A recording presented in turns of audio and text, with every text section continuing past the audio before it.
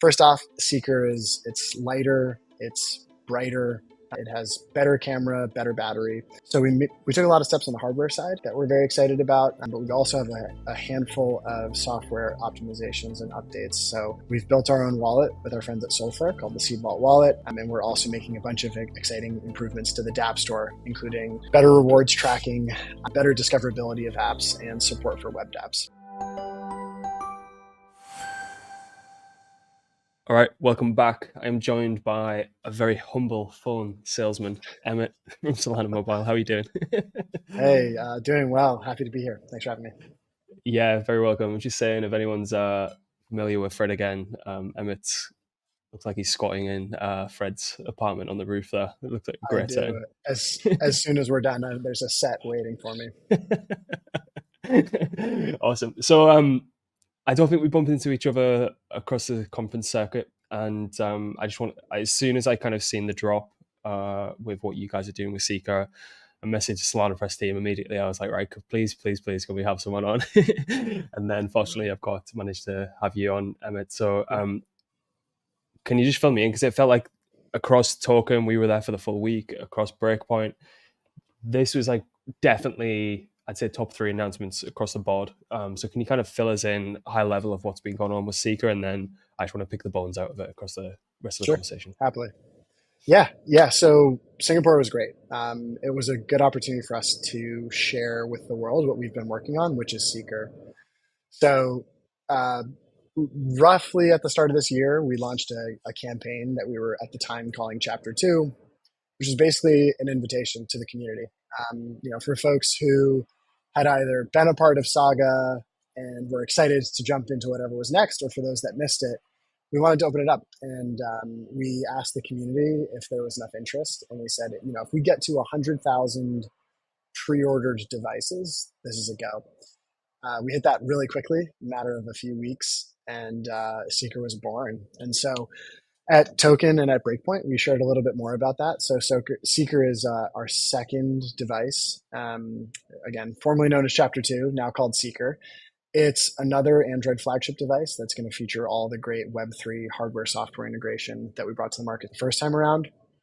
A couple of key exciting differences. First off, Seeker it's lighter, it's brighter, it has better camera, better battery. So we took a lot of steps on the hardware side that we're very excited about, but we also have a handful of software optimizations and updates. So we've built our own wallet with our friends at Solflare called the Seed Vault Wallet, and we're also making a bunch of exciting improvements to the dApp store, including better rewards tracking, better discoverability of apps, and support for web dApps. So all of that was shared in, I would say, a little bit of detail at Breakpoint and Token, but obviously there's plenty more to share. Yeah, awesome. So I personally understand, like as I was saying, I live in Asia. I lived across Asia for a very, very, very long time, and everyone uses like a mobile device here. And Yeah. sometimes I think we've got this strange perception of the world. Like I'm coming from the UK and like further in the West, where everyone must have like a desktop setup. Everyone must be like trading and like operating in DeFi and crypto with 12 screens, because everyone knows the more screens you have, the more efficient you are. Right, of course. But that's not the real. That's not. You're probably leaving another addressable market of like two x on the table. Like, Yeah. 'cause, like the rest of the world is operating on a handheld or mobile device. But why has this been such a strong focus to push towards? Is it more a larger addressable market for Solana, or is it more some of the issues that you see with regards to the kind of typical duopoly that we've got across Apple and kind of Google Play Store and stuff like that? I don't know if you've got any thoughts across that. Yeah, it's both, right? If you took a snapshot of crypto usage right now, desktop versus mobile, and you compared it to the whole rest of the internet, things are not particularly representative, right? Where crypto users, yes, we've gotten used to mobile flows, right? We've gotten used to the idea that I have a wallet and I go to the browser tab in the wallet and then I go to whatever website I'm trying to use. But that's like a pretty terrible experience. And so we see pretty far and away that users are still defaulting to desktop, especially when it comes to more meaningful transactions, anything that's higher value or anything more sensitive.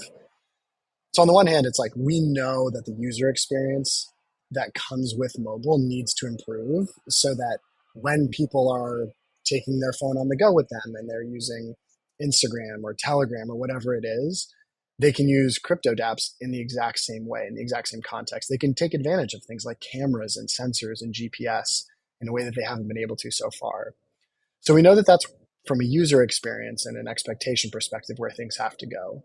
But unfortunately, there's been quite a bit of friction to get there, primarily because of the App Store duopoly, which has left builders in a really precarious position of either building something that is not their true product vision to adhere to crypto restrictive policies, or to build something that carries unnecessary fees because they know they're going to give up 30% of their revenue, which just doesn't make sense in a Web3 economy. And so we know we identified that in order for crypto to continue to grow, there has to be better user experiences available on mobile. And to be able to open the doors for developers to do that, we need to provide alternative distribution, something that is not beholden to Apple and Google's policies. Yeah, and it's quite interesting because I always quote obviously how well Phantom have done on mobile, and it's a great user experience. But then I also see the headlines. I also see like Apple might and then I also never know if maybe if I one day update my iOS, like Phantom's like no longer allowed on the App Store. So that you kind of have these strange kind of trade-offs, and the industry seemingly pushing towards mobile, but it feels like it's in a bit of a precarious situation if it's like resting on how Tim Cook feels as he gets out of bed on the morning. Yeah, I think it's not a position that we want to be in. I think the spirit of decentralization and the spirit, what binds us all together in this space is the idea that there is censorship resistance. There is an opportunity for people to build great things and find users no matter what. They're not beholden to some third party. They don't have to play into somebody else's pockets or rules in order to find users and to build global systems. And so I think when you look at, yes, there are a handful of apps who have gotten through Google's reviews and Apple's reviews, and that's really exciting, but it's not a sustainable future, right? You can't be constantly dependent, to your point, of making sure that the right reviewer wakes up in the right mood on a given morning. And that's why what we're doing is so critical. We are giving an opportunity for builders to distribute to users, and not just any users, to Solana OGs, like people who have been around, who get it, who want to engage with dApps. They want to use these things. They want to change their habits on the go. And so by giving builders an opportunity to distribute directly to those really high value, highly engaged users and not pay 30% or not be worried that they have built something that is enabled by the blockchain, we're hoping that we can continue to grow and grow and grow so that as more people show interest in crypto, more builders can connect with them directly and not be stuck in that duopoly. Yeah, let's kind of double click on that for a second. So, from the developer's perspective, obviously, with what you guys are building with the dApp Store, obviously removes any of that headache of what we just previously chatted about. But what are you hearing from the developer side? Obviously, you'll have a unique perspective speaking to those guys, but would they, if they could, and now they've got this optionality to actually go mobile first, and like how much of a because if you think about it, if you're a typical like any breakout app that's happened in kind of the regular Web2 world has primarily been mobile first. I mean, like Facebook famously have kind of hit their total addressable market, so they try to put like more internet in areas where people where there wasn't any internet, so they could get new users and things like that. So, yeah, what's happening on the developer side? Is there like a huge push? Is like what you're hearing over there? Yeah, the inbound interest has been overwhelming in a really good way. Being in Singapore, sharing more about Seeker, seeing how excited people are. We've pre-sold almost 150,000 of these. There's just a lot of interest, and for developers, that addressable market is meaningful. To be able to build for those highly engaged users and not give up 30% and not play by some silly rules is meaningful. And so since we've shared more, since we've shared Seeker, we've just had like a ton of inbound interest from teams across the ecosystem, across Solana, who have either already got a product built that is very desktop centric and they want to make it more mobile centric, or they've built some version of a mobile product that's like web and they want to find a better way to connect with users and make that more dApp Store friendly. And so teams are excited. It's like I said, it's a little overwhelming, but in a really positive way. I think by the time Seeker launches, I would expect our catalog to have grown really substantially from where it is right now, and we're already at almost 100 dApps at this point. And not only do I expect it to grow in volume, but I expect it to grow in quality. I think teams will hold themselves to higher standards with a second generation hardware product, a more mature audience, a bigger audience. And so I think for folks who have pre-ordered Seeker, they can expect a really rich, really robust catalog of high quality dApps who are looking to provide them something unique, something exclusive that they can't get if they're accessing the same apps just on web or through, if an app is able to sneak through Google or Apple. We expect there to be truly differentiated experiences in our store. Yeah. So is the dApp Store just going to look and feel like any like what people would be completely used to? Like, is there any different user journey there? Is there any like white labeling of specific apps, or what does that process look like? I suppose from a user side and someone who might be listening from like a developer's perspective.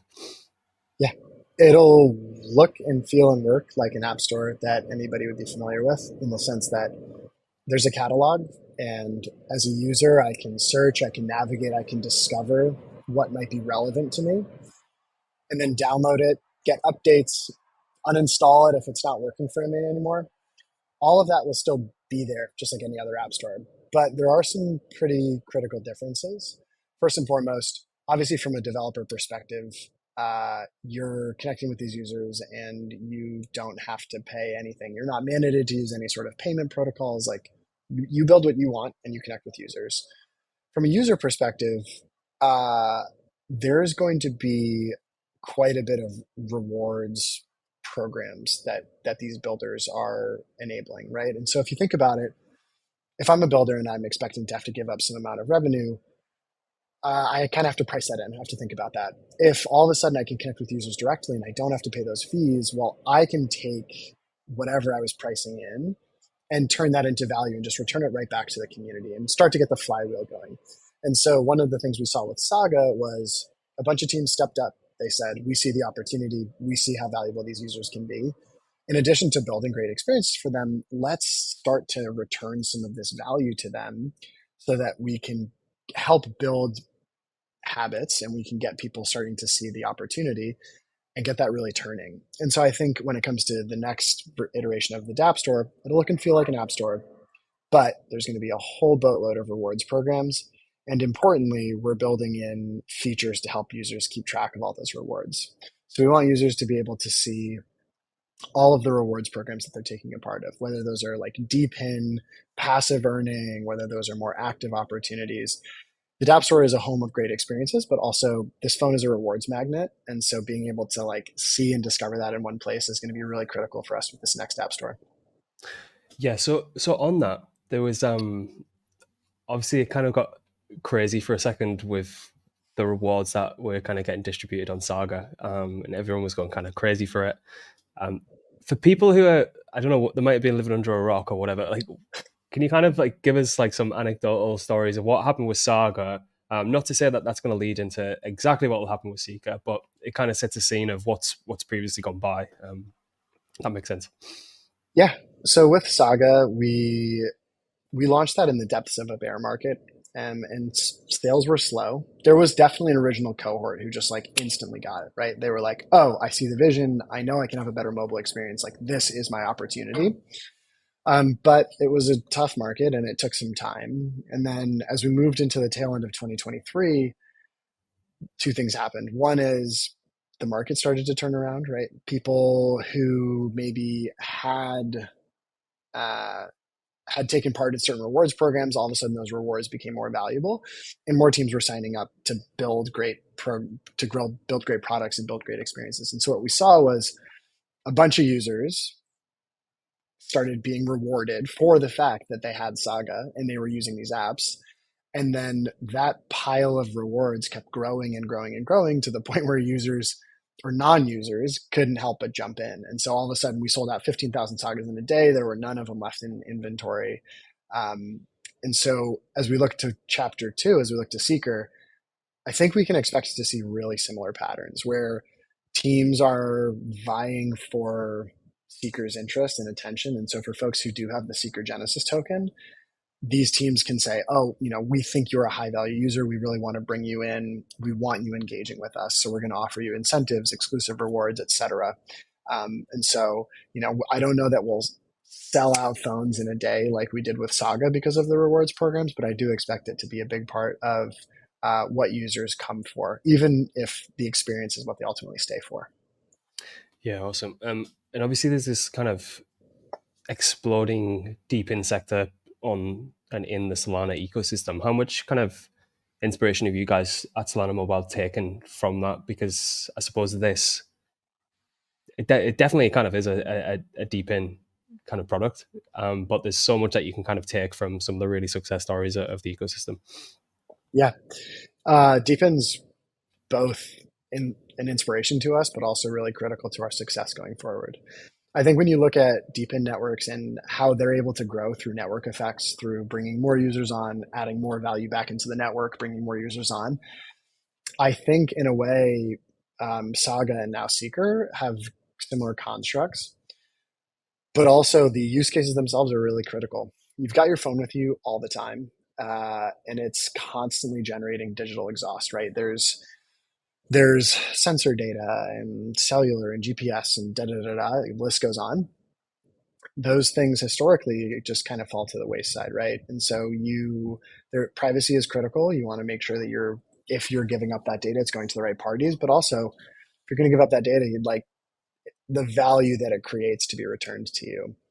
And so, as we set out to define what Seeker would be, one of the first things we did was we met with a bunch of the DePIN teams across the Solana ecosystem, and we said, hey, if you want to build the best possible mobile versions of your user experiences for your growing network, what would that look like? And so we took those requirements and we basically made sure that we've accommodated them in our product so that as DePIN builders do want to build something unique, something custom, something that is only available on this phone, they have the sensors, the data, and the access that they need to build that. Yeah, I absolutely. We did a full Solana DePIN report, which is on the site for anyone who wants to kind of flick through it. We probably need to update it, even though it is quite recent with everything that's going on. But I suppose, in essence, what we like as a team on the research side were just kind of blown away by was the fact how you can kind of this age old problem of the cold start, and people might like overlook the aspects of tokenization, how powerful that can be for an incentive mechanism to actually, instead of raising hundreds and hundreds of millions or even billions, to kind of, I don't know, brute force your way through advertising and rewards on the venture capital side, which, I don't know, famously Airbnb and Uber did. I think they got to like the Series D before they kind of turned a profit or went living off venture capital funds to reward their users. And tokenization kind of flips that on its head, which I think is absolutely incredible. And I suppose with Seeker, all these apps who are constantly fighting over mind share and attention, as with any kind of burgeoning space where there's so much going on, um, just having that platform that can actively reward people for participating. And from a non-civil perspective as well, which is really, really important because these things get gamified like drastically, and people always find a way to game the system, which is a little bit more harder with Seeker. But can you talk us through this kind of rewards tracker? What's that going to actually look like? What's it going to feel like? I can see it on the page, but I can't like visualize it, if that makes any sense. Yeah. Yeah. Before I jump into rewards, you hit on a really important point there that I want to follow up on, which is uh, these programs, these reward programs historically have been targets of fraud and abuse and spam. We think that by having purchased a phone, received the Seeker Genesis token, we can have a one-to-one relationship between these tokens in the ecosystem and a phone and its owner on the other side. Even if it's imperfect, it's better than the alternatives. And so we have better opportunities to attest to that user's data so that as teams are building programs, building rewards and incentive programs, they can be more confident that the programs they're building are going to connect with like real actual OGs as opposed to just farmers and spammers and fraudsters. So that's a really, really important point that I think sometimes gets lost in the excitement of these programs is they're only possible because we built the hardware, because we've shipped physical phones to physical people, and because they've claimed this one of one token for each phone. So that's really important and exciting to us. In terms of rewards tracking, I think there's a lot of shapes that it can and will take. And we'll have more details to share on this. But right now, we're in the process of meeting with all of the teams in the ecosystem who may have any type of earning opportunity, reward opportunity, incentive that they're providing to their users. And they take so many different shapes and sizes. You've got everything from I plug in my phone on the nightstand and I flip the switch so that you can use my background CPU to things as complicated as I have to plug into a third party dongle and I drive across the country and I'm taking pictures.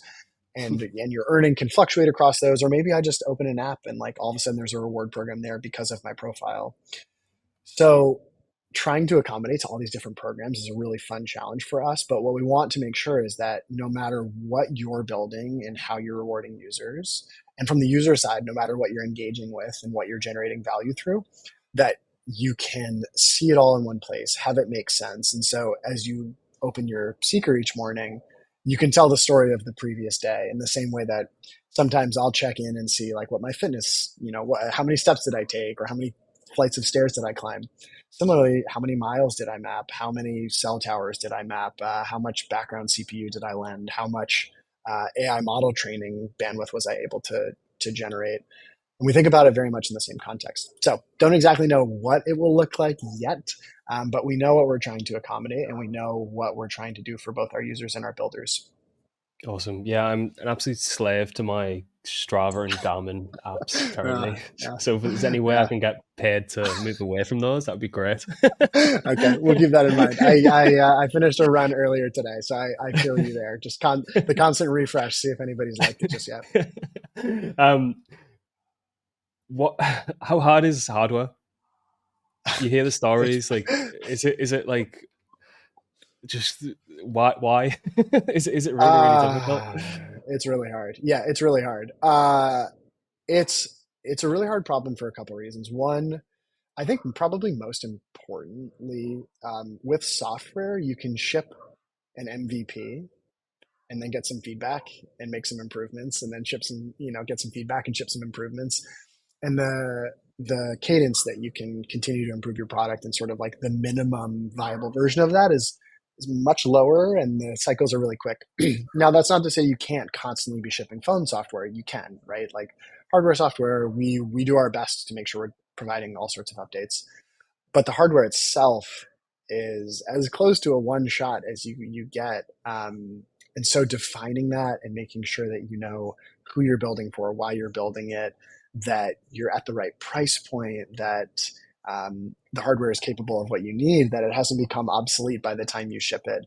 These are all things that are really hard that software doesn't face in the same way. And that's nothing to say of just the outright cost and the number of people and partners and contractors that have to come together to actually ship something. And the last thing, once you've built the thing, so you've accepted that you're not going to be able to ship hardware updates unless you're mailing people new parts and asking them to assemble their own phones. You have accepted that it's going to be an expensive proposition. You've finally built the thing. Now you have to figure out how to send it across the world. And online, it's much easier to connect with somebody in a random country. You can do it instantaneously. Getting phones from a loading dock in Southeast Asia to people across 57 countries across the world is a compliance problem. It's a challenge. It's a logistics challenge. So there's just a lot of parts, man. It's fun. It's super fun. Like as you can tell, we love it. I love it. But it's very different than just like shipping pure software. Awesome. So I want to kind of just transition into some of the features across Seeker, what people might be coming to expect from the phone, from a hardware perspective and a software perspective. So there's been this kind of huge push recently towards, well, a lot of apps that I've kind of like sideloaded, where you kind of put it as your like set it as, what do you even do? It's like save it as a on your homepage where it looks like an app, but it feels a bit A bootleggy. shortcut. I feel, yeah, I Yeah, a feel like I'm shortcut. doing Yeah, something wrong. yeah, yeah, um, yeah. Uh-huh. and then there's also kind of this push towards like passkeys, where you kind of get social login or biometrics, and I just want to kind of touch on like the seed vault, like how people are going to access the embedded wallet within the phone. What's that kind of user journey and like user flow going to look like? Just so, because security is going to be like a big question. I can already see some of the comments being like, "Yeah, you shouldn't store anything on a mobile device." Like, yeah, that's like security OPSEC 101. Like, but kind of, can you set people's minds at rest? Yeah, Seed Vault is at the heart of Seeker. We've engineered this in a way that bring hardware and software together in a way that you can only do if you're building the hardware yourself. Um, so Seed Vault at its base is just a more secure way to manage user seeds. So uh, rather than exposing those seeds to the apps you download, to the wallets you download, to the Android operating system, Seed Vault abstracts all that into a separate environment of the chipset. So it's running in a totally separate area. Apps can't see into it. The operating system can't see into it. And that was something we shipped with Saga. It creates a much more, it is the best mobile crypto security on the planet. Um, One of the things we learned with Saga is having a really secure experience is great. We were very happy with how that turned out, but there was room for improvement on the user experience side.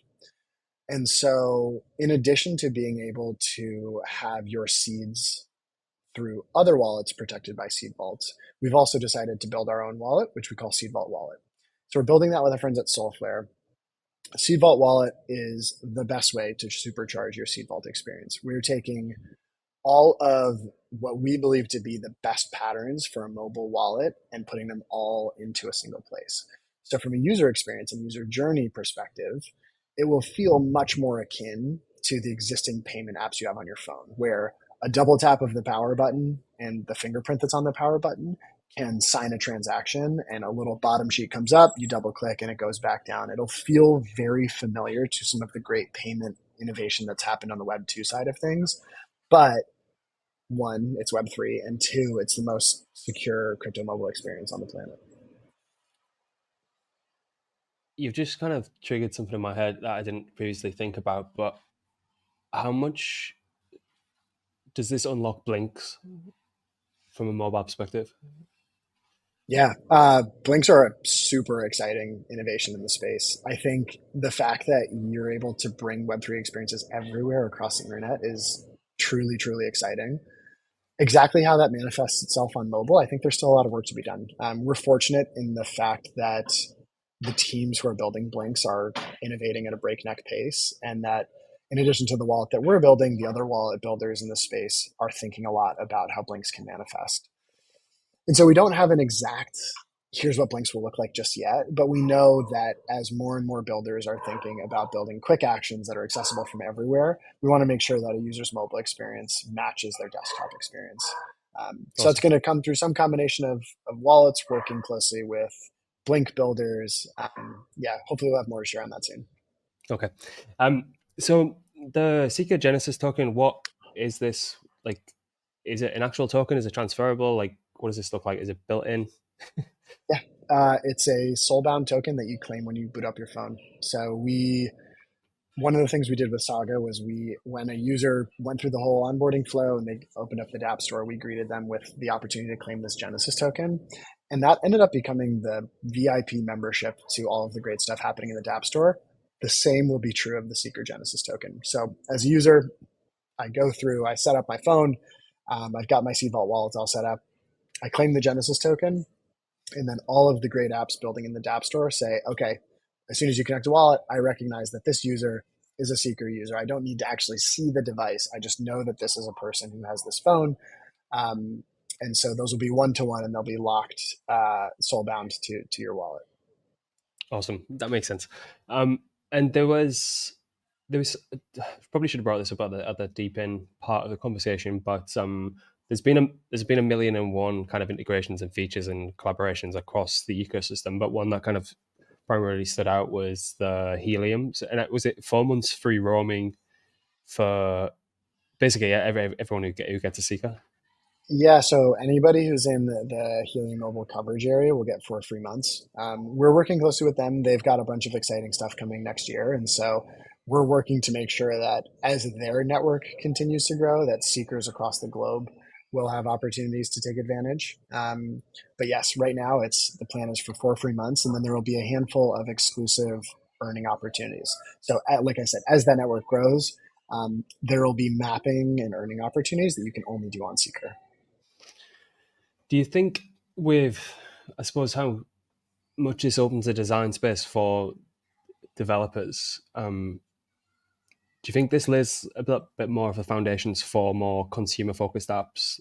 Like I know there's the Moonwalks of the world, like kind of Strava competitors coming online, and just I'm thinking like if we use like the Strava, and I know this is it Sleepagotchi as well. I think I've got Hmm. that one on my phone. Like these Yep. are inherently like mobile first apps. They have to be because your Yeah. phone's your second extension of you. It's like your bionic arm that gets thrown around. Um, is there anything interesting you're seeing on that side, like the more consumer focused habit formation side that lends itself well to what you guys are building? Yeah. I think naturally what we're doing will lead to more consumer focused experiences. When you think back to like 2009, 2010, like the first couple iPhones, the App Store originally was like flashlights and Calculator. like, yeah, and then like a small version of a company's website. You Uh, know the and you know it it was the best one. You know the pint glass where like the you could the do this and the the chug, yeah, exactly, exactly, yeah. And it. so it was early, but it was like, what do people want to just open their phone and do, right? Like, it might not have utility yet, but like, we know people are going to do it, so let's just build it. Let's see what happens, right? And that weirdly started to pave the way for people using the sensors, like the gyroscope, in a more sophisticated way. So you could ultimately build things like Pokemon Go, or using your GPS in ways that eventually enabled Uber to be built. And so I think we're sort of like on that wave right now where there's a bunch of teams who are thinking about what fun consumer experiences will look like, and they're executing on those. And that's great, right? The tokenization enables building those in such a way that isn't just like a set it and forget it and toss it into the store, but actually you can start to build an economy around it and get people engaged and continuing to transact.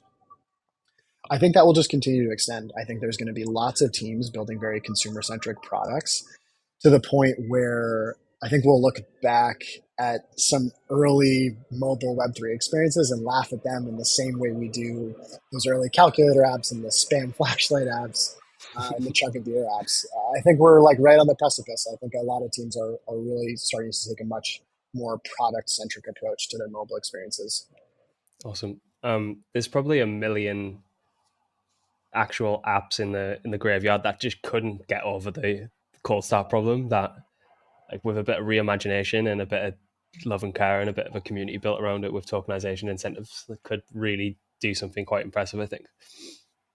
Yeah, well, that's what's great about the space we're in, right? That's why I'm excited, because I think apps have a higher opportunity to succeed in this environment and this ecosystem and this set of principles than they would otherwise. And so some apps will come and go. We've seen it through many cycles before, albeit it's been very desktop centric, and we'll see the same on mobile. But I think there's a higher probability that apps break through. And so whether those become apps that my mom has on her iPhone, or just apps that people who really understand crypto and like see the value in, I think there's time for us to close that gap, but we're certainly on the trajectory, and this is the type of momentum we need to build so that the all of those really consumer centric experiences start to make sense to the rest of the world. What is just from a smooth brain, non technical person, and some developers might be listening? What does the lift look like coming from desktop to being on the dApp store as a kind of developer support? Because one thing I hear from developers that are frustrated is in different ecosystems is like they get promised all the support in the world and then they go asking and then there's none there. So Yeah. obviously there's I don't know because I'm completely non-technical as I say. So what does that lift look like? Yeah. Um, we're trying to make that as straightforward for teams as possible. I think if getting released in our store required a conversation with myself or somebody on my team, we would be failing. We want this Mm, store to be open. We don't want to be a bottleneck in any way. In theory, all the tools that a person should need to build something from scratch or convert their desktop experience to mobile and distribute through our store, everything should be there. So at its base, for folks who have already built a web app, um, building it in a way that responds to mobile screen sizes, so building like what's called a responsive web app or a progressive web app, uh, you can take that. And with Seeker, we're going to open up the store for web apps specifically. And so if you don't want to do a native app, that's okay, right? We support that. We want builders to build what they know and do the best experience that they can in whatever languages that they know best. If you did want to build something native, and I think there's a really good case for native for most apps, right? Like if you want to take advantage of things like built-in notifications, built-in access to camera and GPS, a lot of the things that have frankly taken good apps to great in the last mobile wave, I think there's a motivation to build natively for mobile. The good news is, uh, because Android apps are now whatever 15 years, almost 20 years into development, there's been some great strides to make the lift from a mobile experience or from a desktop experience to a mobile experience much easier. Um, Teams will have to maybe chew a little bit of glass as they move over there, but frankly, like the developers in this space are already some of the most talented builders in the world and some of the most technically competent. So if you've gotten to the point that you've built a fully native crypto app for desktop, I feel utterly confident that you can figure out how to build it for mobile. there you go. So what's kind of current numbers looking like with regards to demand? Do you have any kind of stats and figures that you can show us, tell us key dates and Mhm. price points, I Yeah. suppose? Yeah. So we've sold 145,000 Seekers so far, and that is across 57 countries. So we are excited, but we're just getting started. In terms of price point, Seeker is available for $500. We think that that is a much more accessible price point. When we set out to do this program, we wanted to make sure that any new products we built would be available at a more accessible price point and in more markets than what had come before. So the fact that we are able to ship into 57 countries, the fact that we've already pre-sold 145,000 of these at $500 or less is a really great start. In terms of where we go from now until these phones start shipping, I don't know. We have a lot left to say. We had sort of put our heads down between launching the Chapter 2 purchase program and actually announcing what Seeker was, right? We were deep in the details of making sure that we were doing all the right things for our users. Now that the news is out and we've got an opportunity to share more, I think we'll continue to garner interest. Certainly, since we announced at Breakpoint and at Token, we've seen a surge. I expect that to continue. As we look towards the back end of this year and even to the start of next year, I think getting more teams lined up who are going to be building something exclusive for this phone that you can only access on Seeker is also going to help. And so I don't know where we'll net up, but certainly we're going to keep this sales momentum going. In terms of shipping, right now we're targeting mid 2025. We've yet to slip on our hardware dates, but like I said, hardware is hard. So before we commit to a firm date, we've just got to get through a couple more milestones here, but I expect us to have much firmer dates to share in the new year. Yeah, specific dates, particularly in the space of kiss of death. So It's I would love to have just shown up on stage and had a bunch of phones in my pocket and start shipping them out immediately. But I think it was important that we take the opportunity to let the community know that we are really in heads down mode and really building what we think is going to be a great product. So, there's still a lot of work to do, but I'm extremely confident that within by the middle of 2025, we're going to be shipping phones, like I said, to customers across the world. So are you carrying a little pilot device around now, or do you have to test that out? Or is it still too early for that? Or We do have some very early working prototypes. The early prototype phase is the scariest, in a fun way. Like, it's cool, but for example, in Singapore, we got that working prototype up, so that Anatoly and I could have it on stage at Token, and then I could have it at Breakpoint. And a member of my team who was with me to pick up the phone from our hardware partner described it as like, it felt like we were up to no good. It felt like we were in a James Bond movie, and we were it was it had, contraband? we yeah, it totally, right, like it was done right in right in the neck of time, like we just got it there. And so to get it from where it was built to Singapore and then do a handoff, it all felt, yeah, very James Bond. But right now, I don't have one on me at this moment, but we do have a handful of appearance models and a working prototype that we're using as we continue to build towards the next phases of scaling up to a few more units and a few more units, and then ultimately being ready for production. Awesome. And one final thing before we wrap up: if is the pre-orders completely finished now? Can anyone go No. pre-order still? Yeah, if you head to Solana-mobile.com right now, Seeker is still available. We're in a very Okay. fortunate position where we can continue to bring in demand. That won't last forever, right? So if people haven't yet purchased, I would definitely encourage them to do so. But we want to continue to sell more devices. We want to bring this to as many people across the world as we can. And is there any kind of backdated rewards based on pre-sale? So anybody who pre-orders Seeker will get the Chapter 2 pre-order token. To date, there has been a ton of rewards driven to those users who have pre-ordered. The sooner you get in, the more of those rewards programs you're going to be eligible for. So in terms of what's backdatable, these are primarily being driven by ecosystem teams. We're not mandating anything. We're not getting in the way. And so I would look to the ecosystem itself to define what new pre-orders will and won't be eligible for. But certainly what we've seen is that as time goes on and more of those programs make themselves available, getting in as soon as you can tends to pay off. Awesome. Emmett, is there anything you want to wrap up with? Anything I might have missed? No, I mean, I think the two things. One, if you've pre-ordered Seeker, thank you. We cannot wait to get it to you. There's work left to be done, but hopefully, the Chapter 2 pre-order token and the rewards that have come with that are keeping you company, and you're getting excited for this phone to finally reach you.